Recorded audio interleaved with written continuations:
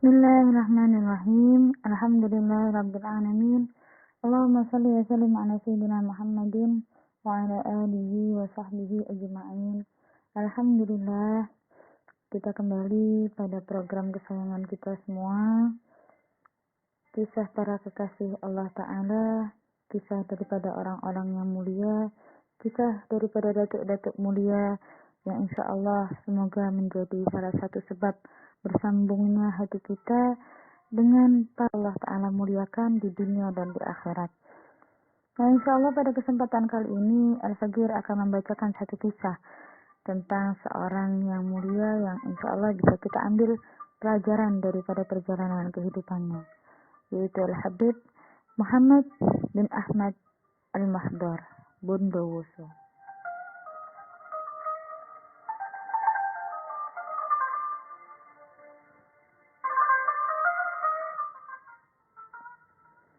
Perawakannya tampan dan gagah.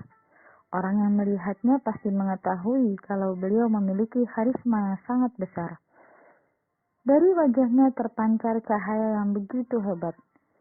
Beliau adalah menantu dari seorang tokoh aulia di masanya, yaitu Al-Habib Muhammad bin Idris Al-Habsyi Surabaya.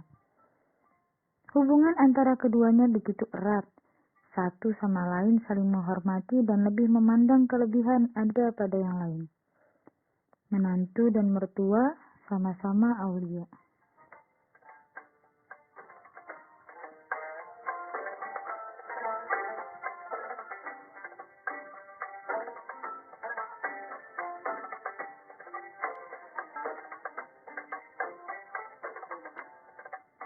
Al-Habib Muhammad Al-Mahdar lahir di desa Kuwairih, Du'an Al-Aiman, Hadramut, pada tahun 1280 Hijriah atau sekitar tahun 1863 Masehi. Ayahnya, Al-Imam Al-Habib Ahmad bin Muhammad Al-Mahdar, seorang ulama rujukan pada para ahli ilmu di zamannya. Beliau lahir di Ar-Rasyid Ad-Du'aniyah 1217 Hijriah dan wafat pada tahun 1304 Hijriah bertepatan dengan tahun 1886 Masehi.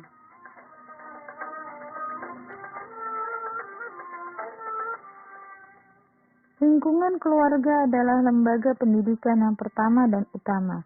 Itulah yang terjadi pada kalangan Alawiyin di Hadramut masa itu hingga saat ini.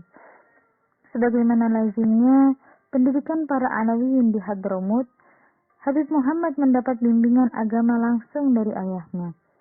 Beliau menghatamkan Al-Quran dan belajar berbagai kitab keilmuan pada ayahnya.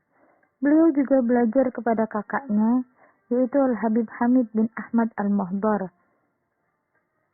Jika kita perhatikan, kita dapat mengetahui bahwa pendidikan para ulama Bani Alawi di Hadramut menghasilkan sanad keilmuan dari seorang wali, ibn wali, dan seterusnya hingga bersambung kepada datuk mulia Rasulullah Sallallahu Alaihi Wasallam.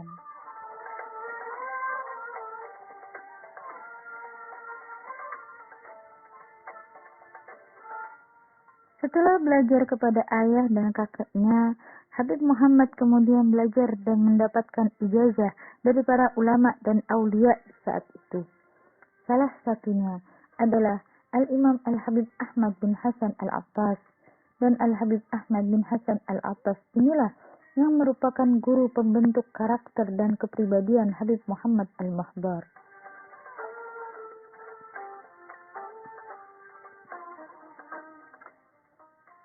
Ketika itu, Habib Muhammad selalu mengikuti majelis Al-Imam Al-Habib Ahmad bin Hasan Al-Attas, dan beliau pula yang menyertai kemanapun sang guru ini pergi.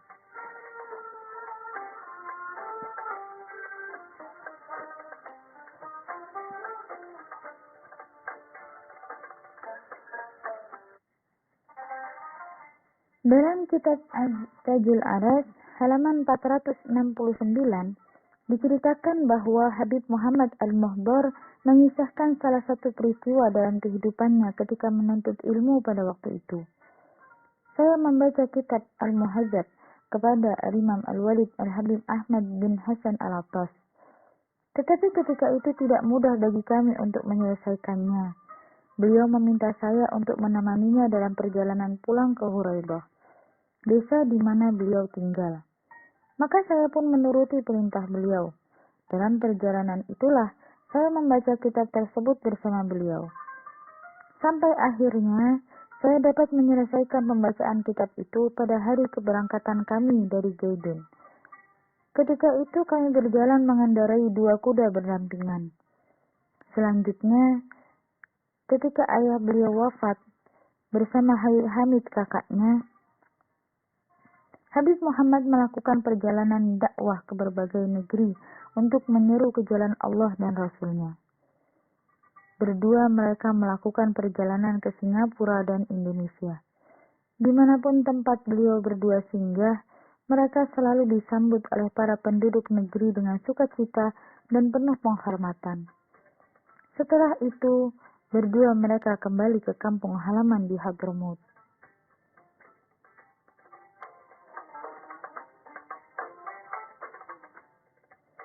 Selang beberapa waktu, Habib Hamid kakaknya melakukan perjalanan ke Tanah Suci untuk melaksanakan ibadah haji dan berziarah ke makam datuknya, Rasulullah Shallallahu Alaihi Wasallam di Madinah.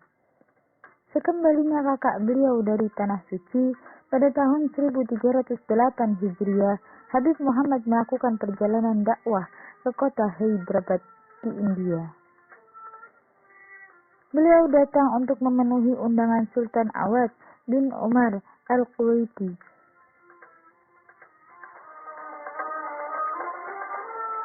Di India, beliau mendapat sambutan yang luar biasa dari masyarakatnya. Ribuan manusia dari segala lapisan dan golongan berbondong-bondong datang untuk menemui beliau. Dari India, beliau melanjutkan perjalanan dakwahnya ke Indonesia dan beliau memilih Bondowoso. Di sanalah beliau menetap dan berdakwah. Beberapa waktu kemudian, Habib Muhammad Al-Muhdar bertemu dengan Al-Habib Muhammad bin Idris Al-Habsyi Surabaya.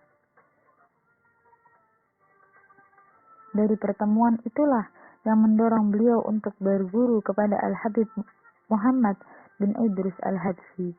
Karena eratnya hubungan keduanya, akhirnya Habib Muhammad Al-Muhdar menikah dengan putri Al-Habib Muhammad bin Idris Al-Habsyi.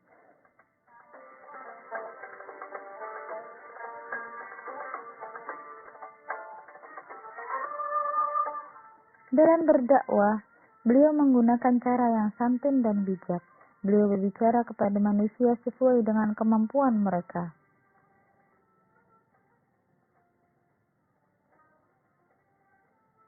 Dalam beramar ma'ruf nahi mungkar, beliau menggunakan cara yang santun dan halus, sehingga semua lapisan masyarakat dapat menerima dengan baik nasihat-nasihatnya.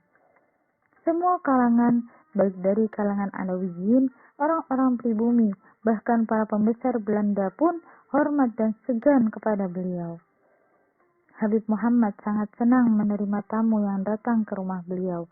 Dengan wajah berseri-seri beliau menyambut para tetamunya di depan pintu dan menghormatinya bak raja yang datang. Beliau sendiri yang menyiapkan dan melayani kebutuhan para tamunya itu.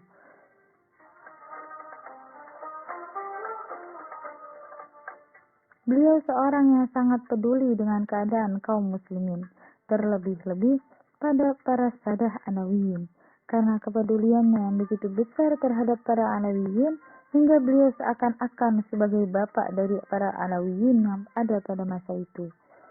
Selain ulama, beliau juga ahli di bidang sastra. Banyak tulisan dan karya syair-syair beliau. Beliau merupakan sosok ulama yang sering melakukan kontak hubungan dengan para ulama di negeri lain, guna memecahkan berbagai masalah tentang dakwah Islam. Di antara para ulama itu adalah Al-Habib Muhammad bin Ali Al-Hayyid, Al-Habib Abdurrahman bin Ubaidillah As-Sigaf, dan Al-Habib Muhammad bin Agil bin Yahya dari Hadramaut.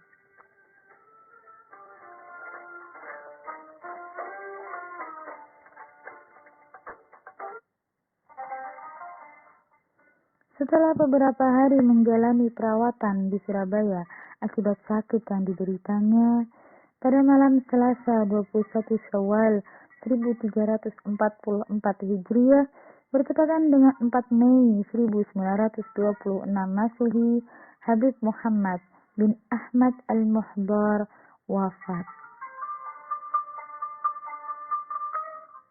Beliau meninggalkan kita untuk selama-lamanya. Dengan kewafatannya, para pecinta beliau seakan menjadi yatim dan kehilangan sosok ayah. Pada keesokan harinya, dengan diiringi seruan tahlil dan uraian air mata, ribuan kaum muslimin mengantarkan jenazah beliau ke pemakaman. Jasad beliau dimakamkan dalam gubah di pemakaman Al-Habib Hasan Al-Habsyi. Makam beliau bersanding dengan makam Al-Imam Al-Habib Muhammad bin Idris Al-Habsyi, yang merupakan mertua, guru, sekaligus sahabat beliau. Beliau meninggalkan 5 anak laki-laki yang menjadi khalifah penerus dakwahnya. Mereka adalah Al-Habib Abdullah bin Muhammad Al-Muhdar, Al-Habib Ali bin Muhammad Al-Muhdar, Al-Habib Saleh bin Muhammad Al-Muhdar, Al-Habib Husain bin Muhammad Al-Muhdar, Al-Habib Muhdar bin Muhammad Al-Muhdar, yang mereka kesemuanya menjadi ulama. Beliau juga meninggalkan 3 anak perempuan. Nafa'anallahu bihim wa bi'ulumihim fid dharain. Semoga kita mendapatkan kemanfaatan dan keberkahan daripada beliau di dunia dan di akhirat. Al-Fatihah li sayyidina habibina syafi'ina qurrati a'yunina Muhammad sallallahu alaihi wasallam, thumma ila rasulina al-habib Muhammad bin Ahmad Al-Muhdar, sayyidina al-habib Muhammad bin Idris Al-Habsyi, wa usulihim wa furu'ihim fid din wa habaihim, anna Allah yadawasahum bi rahmah wal maghfirah wa ya'li darajatihim fil jannah wa yanfa'una bi asrarihim wa anwarihim wa anumihim wa nafahatihim وإمدادتهم إشراقتهم وقدساتهم ونظراتهم واجعلنا من هزبهم وارزقنا محبتهم ويتوفنا على ملتهم ويسرنا في زمرتهم في خيرنا وسن عافية من سر الفاتحة.